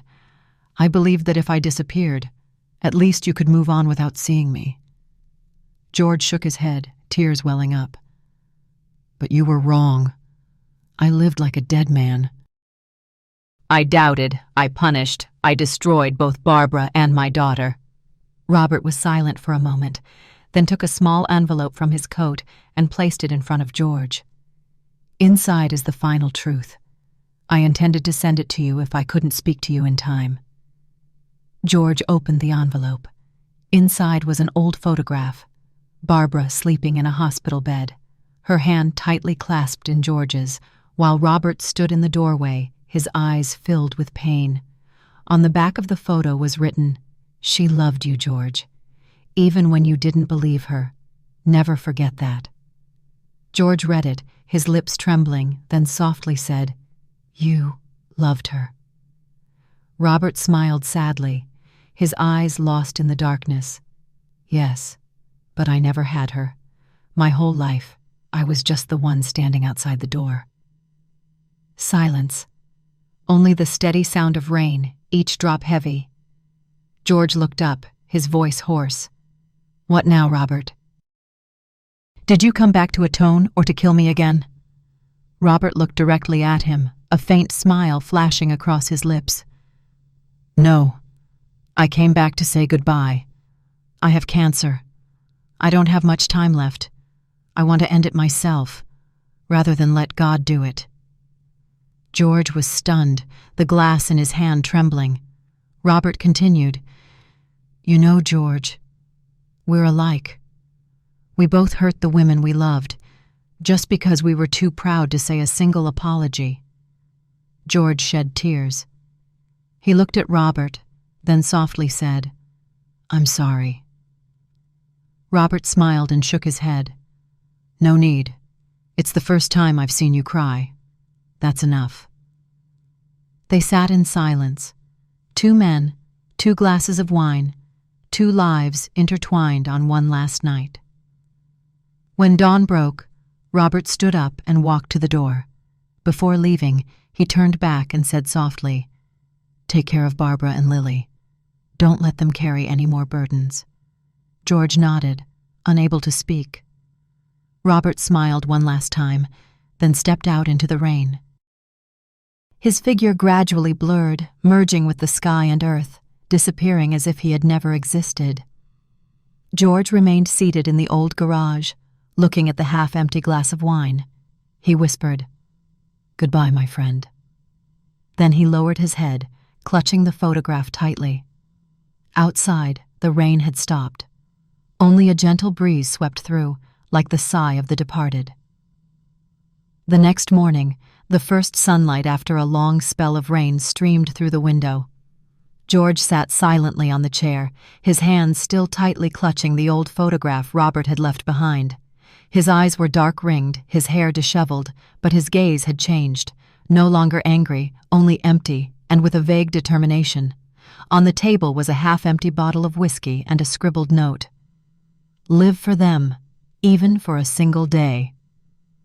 It was Robert's handwriting, hastily written, but enough to make George's heart clench. Barbara woke up to the sound of the door opening. She walked out and saw George sitting in the middle of the living room, light slanting through, casting his shadow across the floor. You didn't come home all night? Her voice trembled. George looked up, met his wife's gaze, and said softly, I met Robert. Barbara froze. He's really alive? George nodded slightly. Yes, but now, he's gone. The words made Barbara step back, her hands falling limp.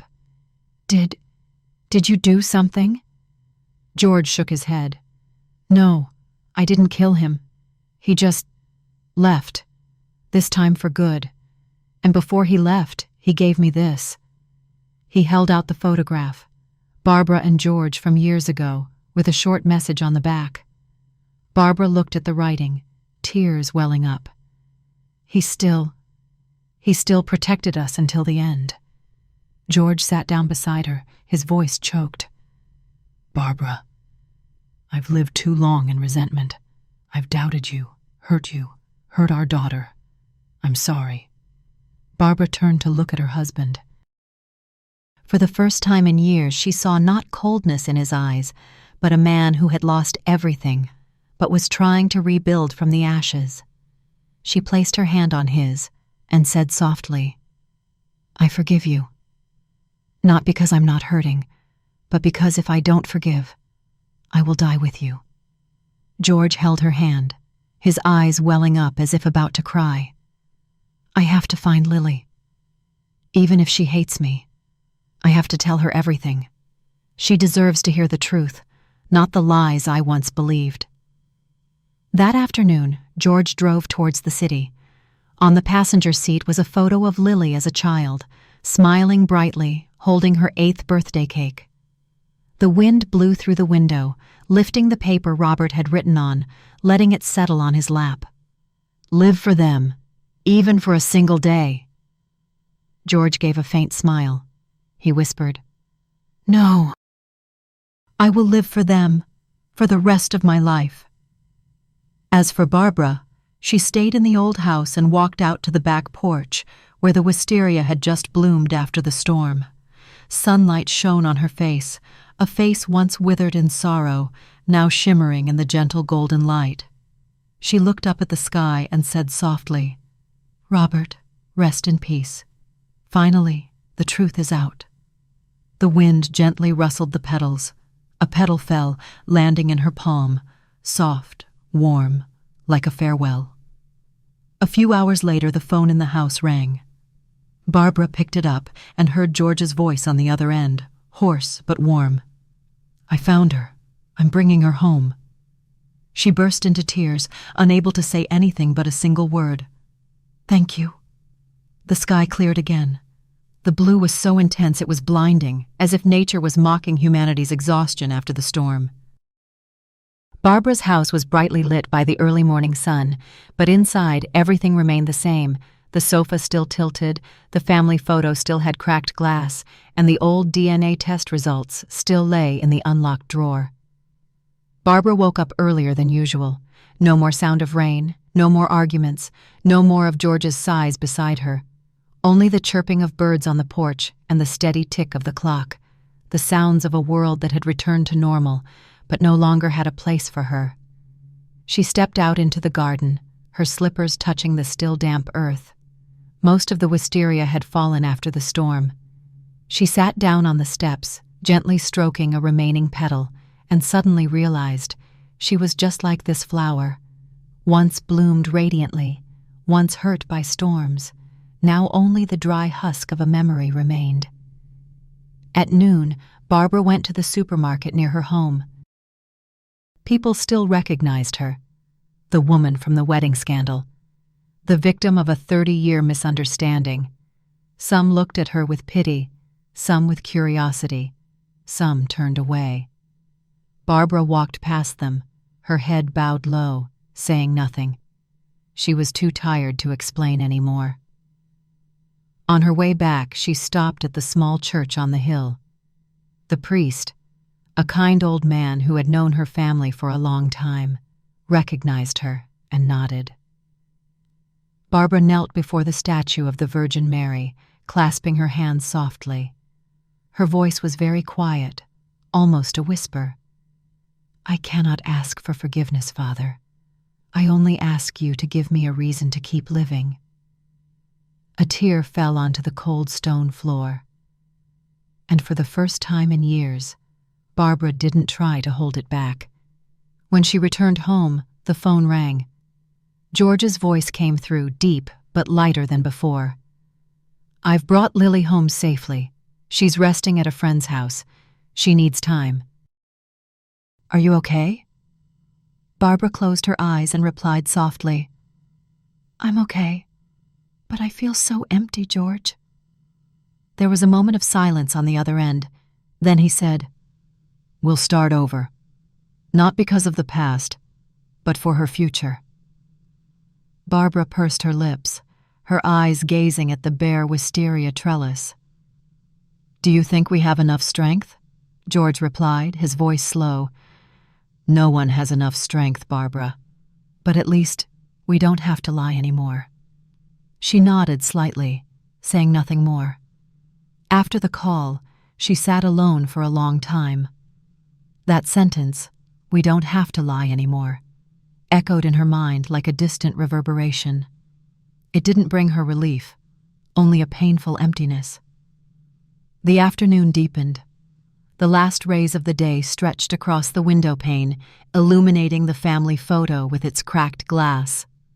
Barbara picked it up, wiped away the dust, and gently placed it back in its spot. In that moment, she realized there are things that even when broken we cannot discard, because they are the only proof that we once loved. Autumn had arrived. Yellow leaves carpeted the small path leading to the old park, where Barbara used to take Lily when she was little. She sat on the wooden bench, holding a warm cup of tea, waiting. In her heart, she didn't know what to say when she met her daughter, only that this time she wouldn't avoid her. A moment later, she heard the soft sound of footsteps behind her. She turned around. Lily stood there, wearing a thin wool coat, her face gaunt, but her eyes no longer filled with the anger from before. Mother and daughter looked at each other for a long time. Neither spoke.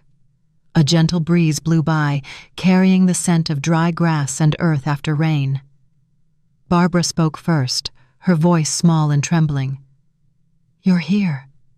Lily nodded, her gaze falling on the teacup in her mother's hand.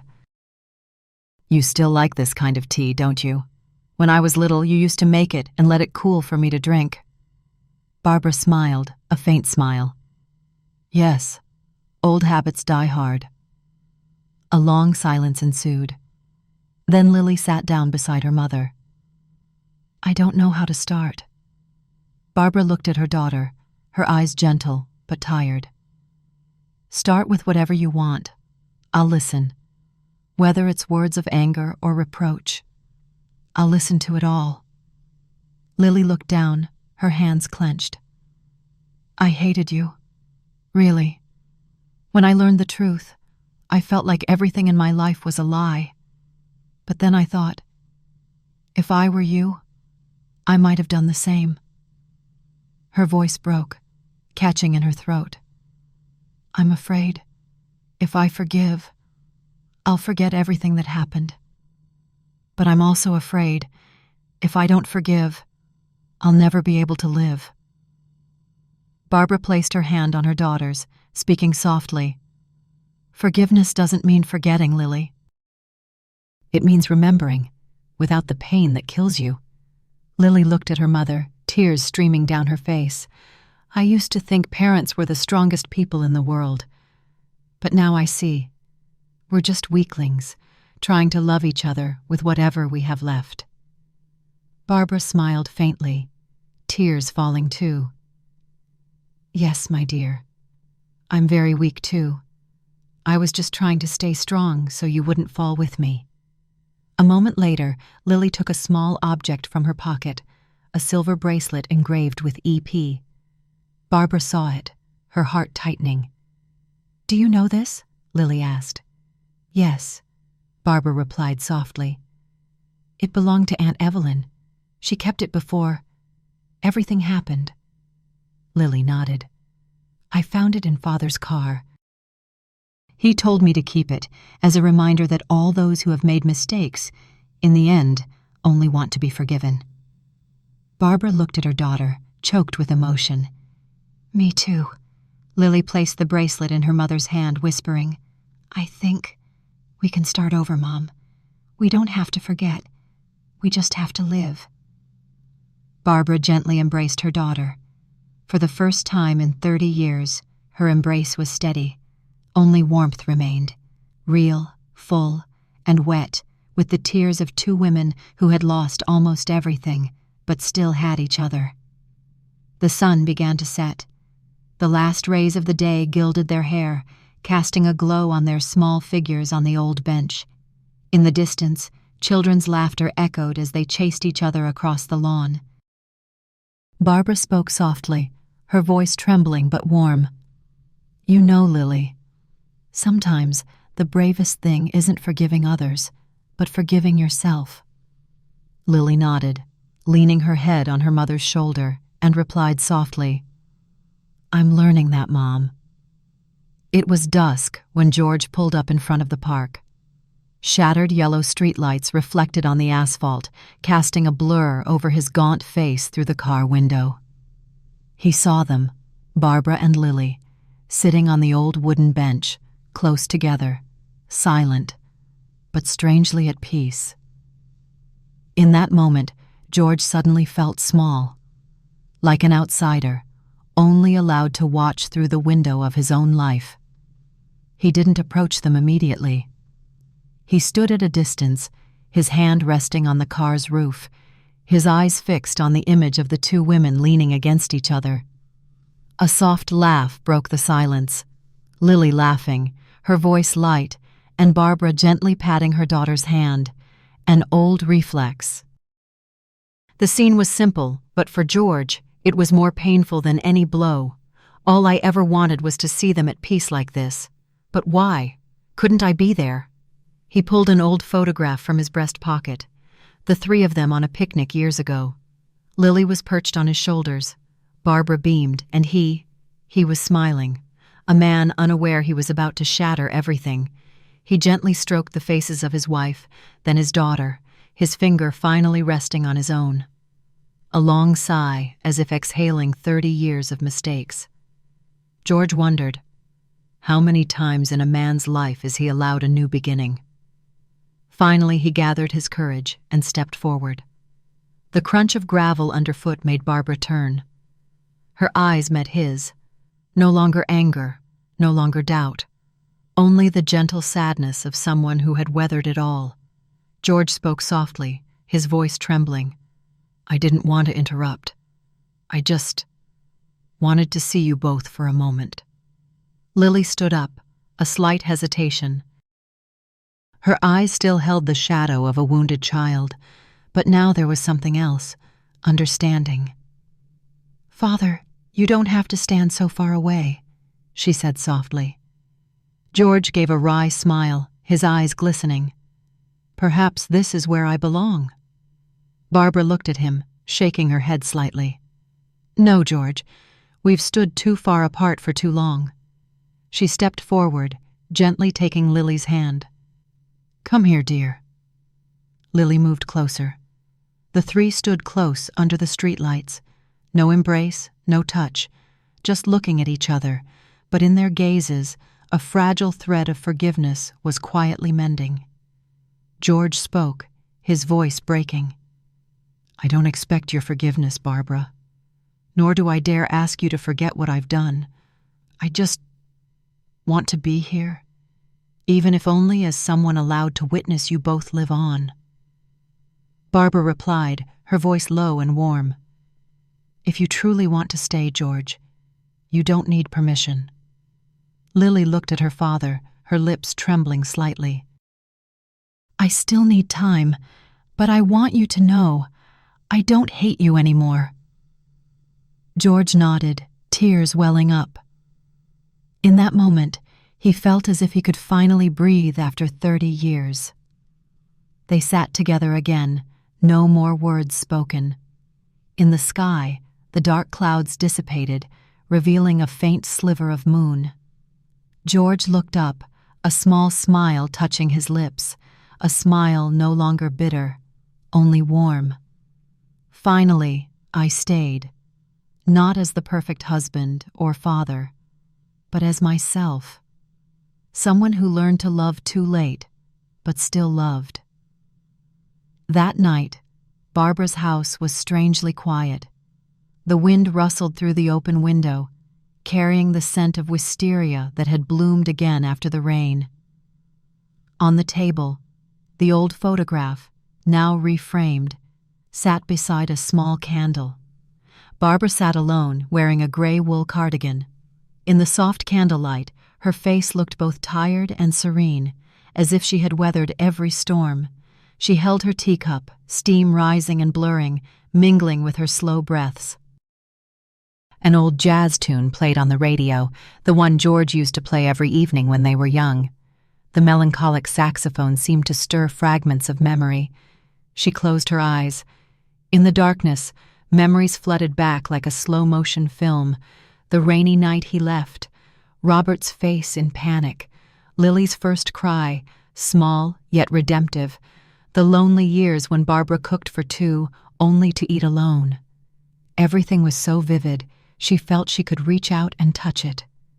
And then, amidst this cascade of memories, Barbara heard her own voice, younger, stronger, echoing in her mind.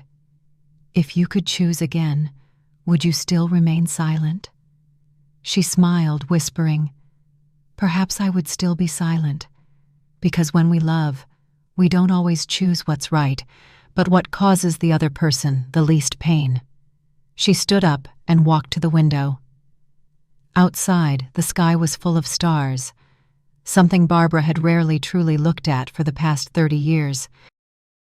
She touched the cold glass, her eyes gazing into the distance, where streetlights cast their glow upon the quiet street. George, I forgive you.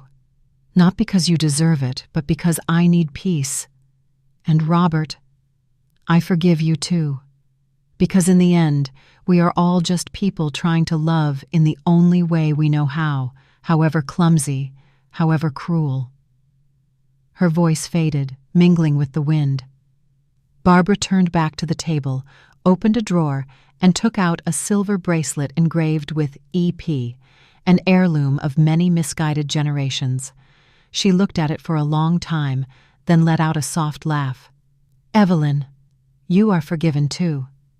She placed the bracelet in a small wooden box, inside which lay a note. "Live by the truth, but do not let it kill your faith." Then she closed the box as carefully as if she were burying her youth. As the clock struck midnight, Barbara stepped onto the porch. The bright moon spilled over the dew-kissed garden. The wisteria trellis shimmered in the silver light, and a gentle breeze stirred the purple blossoms, making them fall as slowly as spring snow. She took a deep breath and closed her eyes. In that moment, she no longer heard the rain, the arguments, or the sound of a breaking heart, only the absolute silence of a liberated soul. "I have lived, I have loved, I have erred, and I have forgiven. That is enough."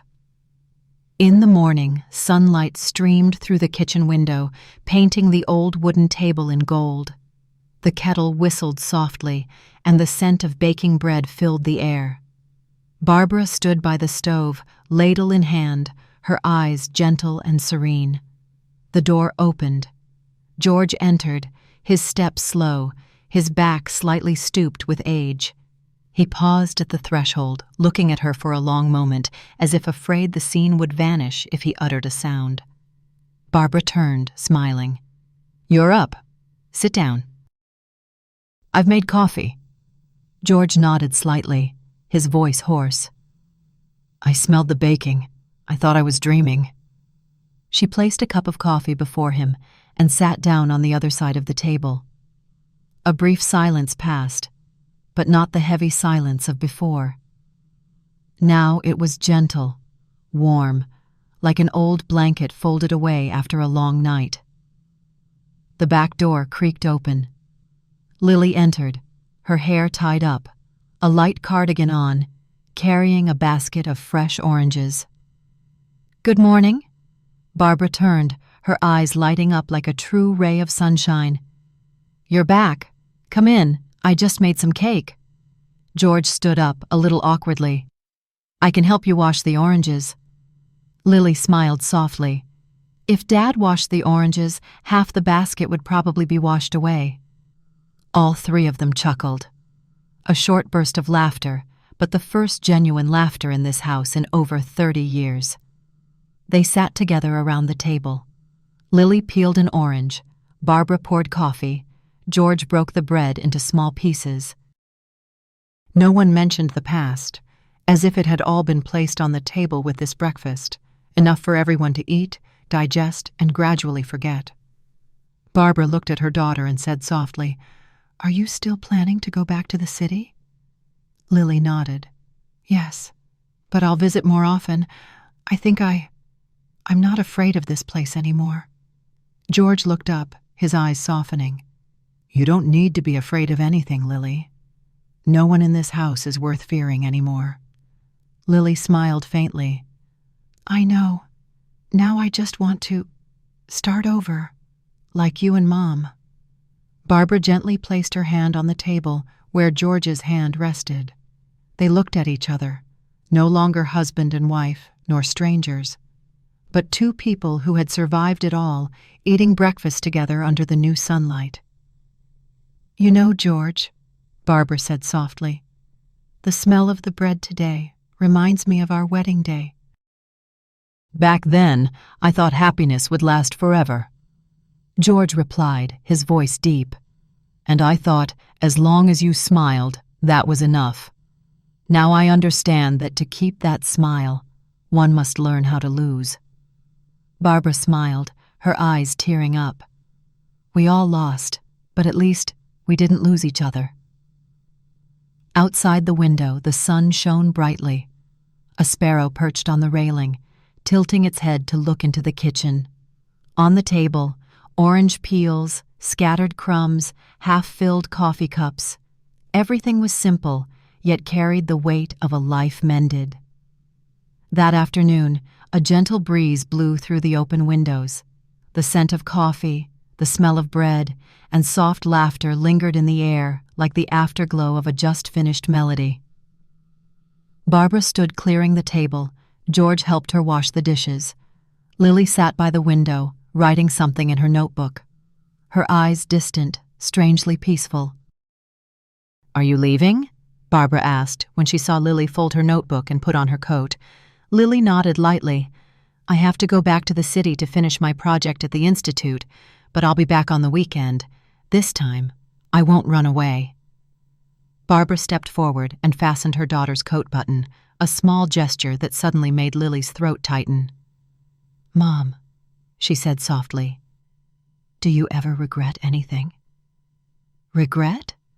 Barbara chuckled softly, her gaze drifting far away. "Of course. My whole life has been filled with regrets. But now I understand. Regret is also a way to remember that we lived." Lily hugged her mother. No more words were needed.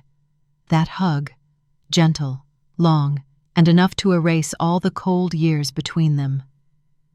George stood at the doorway, watching his wife and daughter. The light shining in made him squint. His wife and daughter in the same frame, serene, soft, and for the first time, he felt courageous enough to step back. Lily turned and smiled at her father. "Dad, when I come back, teach me how to replant the passion fruit trellis again." George smiled gently, his voice deep and warm. "As long as you want to, I'll plant the whole garden." As Lily left, the sun streamed through the trees. She glanced back, seeing her father standing on the porch and her mother leaning against the door, smiling and watching. 3 gazes met, wordless, only a harmonious light between them. The car rolled away. Lily's silhouette grew smaller, merging with the golden light of the setting sun. George remained standing, hands in his pockets, his gaze distant, and softly said, "She's gone." Barbara stepped out and stood beside him. They were silent. Only the gentle breeze blew, carrying the scent of wisteria and the evening birdsong. "Do you see?" she asked, her voice like a whisper. "The trellis has bloomed again." George looked up. Indeed. Clusters of purple wisteria shimmered in the sunlight, as if no storm had ever passed through here. They stood together, not holding hands, but the distance between them had vanished. There was no past, no judgment hanging over them, only the present remained, simple, peaceful, and warm. In the sky, a white cloud drifted slowly. Barbara spoke softly, her voice gentle. "Perhaps happiness isn't about keeping someone, but about watching them leave, and smiling." George replied, nodding slightly. "Yes, and knowing you still have enough love to smile." 10 years passed. The small house on the hill had been repainted, the white fence was covered in moss, and the wisteria trellis was heavy with blossoms. Every spring, the gentle purple fragrance wafted across the slope, a scent the locals called Barbara's fragrance. One early summer morning, Lily returned. She stopped the car at the gate, got out, and stood for a long time, gazing at the sun-bleached roof. In her hands was a bouquet of wisteria, cut from the branches her mother had planted years ago. The door opened. No one came out to greet her anymore. Inside, everything was as it had been. The wooden table, the family photo frames, the wall clock stopped at 6:47, the time Barbara used to like to make tea every morning.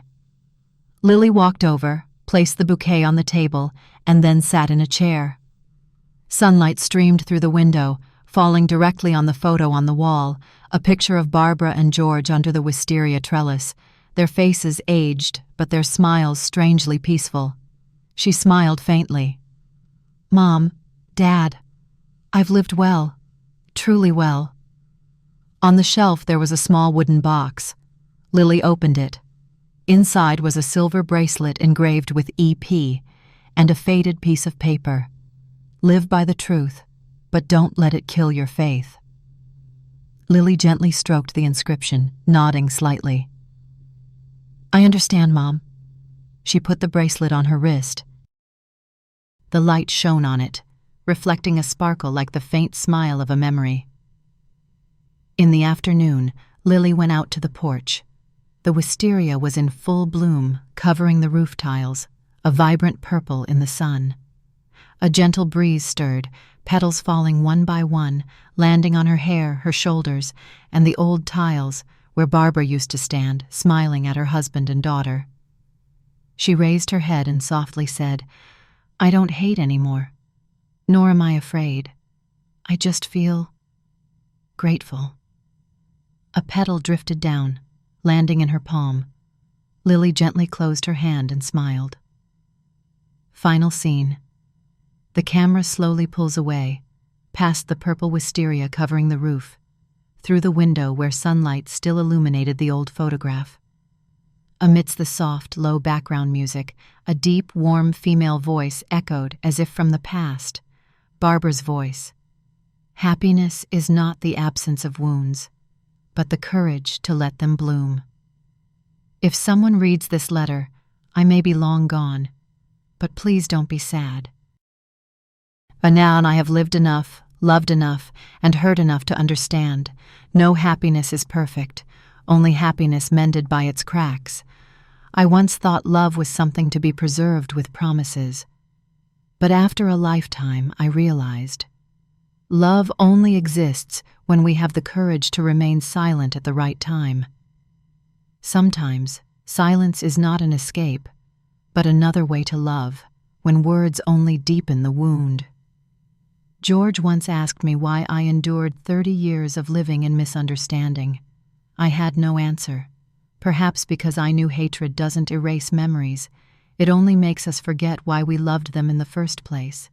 And when love dies in hatred, only our own shadow remains, empty and cold. I have no regrets. If I could choose again, I would still love, still endure, still remain silent. But this time, I will forgive a little sooner. Not George, nor Robert, but myself. If anyone asks what the greatest meaning of my life was, I would say, it was seeing Lily smile. That smile, radiant, real, unburdened by the past, was the answer I sought for half my life. It proves that no matter how flawed we are, as long as we know how to love again, life continues. If one day you look up at the sky and see wisteria in full bloom, don't cry. It's just me, smiling among the purple petals, because in the end, all wounds, if loved long enough, learn to turn into flowers.